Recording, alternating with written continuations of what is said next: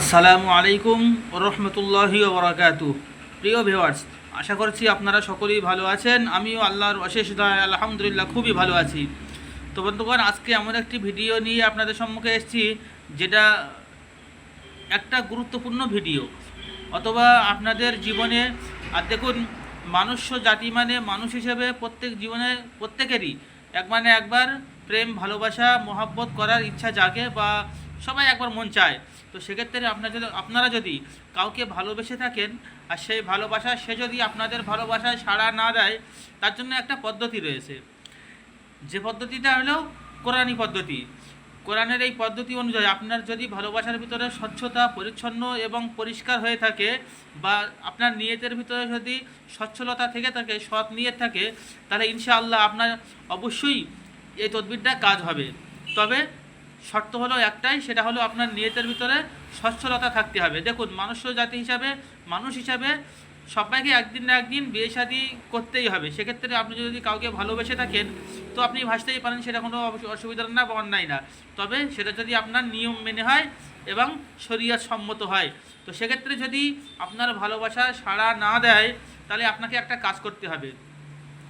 কোনো একটা মিষ্টি জাতীয় দ্রব্যাদি বা কোনো মিষ্টি জাতীয় কোনো জিনিস আপনার একটা হাজির করতে হবে সেটা, এবং সেটা হাজির করার পরে আপনাকে একটা কাজ করতে হবে। দেখুন, এখানে স্পষ্ট ভাষায় লেখা রয়েছে যে মহব্বতের তদবির।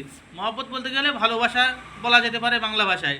তো আপনি যদি এই তদবিরটা করতে চান, তাহলে সেক্ষেত্রে আপনার এখান থেকে লেখা রয়েছে, নিম্নলিখিত দোয়া পড়িয়া মিস্ত্রির উপর ফুঁক দিয়া খাওয়াইলে ইনশাআল্লাহ মহব্বত বৃদ্ধি পাইবে। এটা হলো কোরআনের চিকিৎসা বা কোরআনী সমাধান। যদি আপনি এই কাজটুকু করেন, কারুর কাছে যেতে লাগবে না, আপনাকে অনেক দূরে হিল্লি দিল্লি কোথাও যেতে লাগবে না। আপনি ঘরে বসে এই কাজটা কন্টিনিউ একটা সপ্তাহ করুন, আপনি নিজে করুন। এই আয়াতটা একবার মুখস্থ করে নিন। আমি বলে দিচ্ছি, যদি সম্ভব হয় আপনারা বাংলা ভাষায় লিখে নেবেন। এখানে যেহেতু আরবি ভাষায় লেখা রয়েছে, আপনারা পড়তে পারবেন না। আপনাদের সুবিধার্থে আমি আরবিটা বলে দিচ্ছি, আপনারা বাংলায় দেখে মুখস্থ করে কোনো একটা মিষ্টি জাতীয় কোনো জিনিসের উপরে ফুঁক দিয়ে আপনি যাকে ভালোবাসেন তাকে খাওয়াবেন।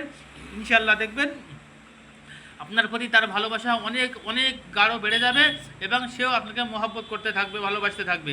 এখানে লেখা রয়েছে, বিসমিল্লাহির রহমানির রহিম, হুয়াল্লাযী আইয়াদাকা বিনাসরিহি ওয়া বিল মুমিনিন ওয়া আল্লাফা বাইনা কুলুবিহিম লাউ আনফাকতা মা ফিল আরদি জামিআম মা আল্লাফতা বাইনা কুলুবিহিম ওয়ালাকিন্নাল্লাহা আল্লাফা বাইনাহুম ইন্নাহু আজিজুন হাকিম। এই যে কোরআন শরীফের আয়াত 10 পারায় রয়েছে, এই আয়াতটা আপনারা সুন্দরভাবে মুখস্থ করে নেবেন। নেওয়ার পরে এটাকে আপনি আমল করুন, মহব্বত করুন। যার প্রতি আপনার যদি ভালোবাসা থেকে থাকে, আপনি এই আয়াতটা পড়ে মিষ্টির উপরে ফুঁক দিয়ে তাকে খাওয়াতে দিন, পান করতে দিন। দেখবেন ইনশাআল্লাহ, আল্লাহ যদি চায়, আল্লাহ যদি রহম হয়, দয়া হয়, করুণা হয়, ইনশাআল্লাহ সে আপনার মহব্বতে পাগল হয়ে যাবে, দেওয়ানা হয়ে আপনার কাছে আসতে বাধ্য হবে। যদি আপনার নিয়তের ভিতরে সচ্ছলতা থেকে থাকে, আপনার নিয়ত যদি পরিষ্কার হয়, আপনার নিয়ত যদি পরিচ্ছন্নতা হয়, তাহলে ইনশাআল্লাহ আমার আল্লাহ পাকের ইচ্ছায় অবশ্যই আপনার কাজ হবে।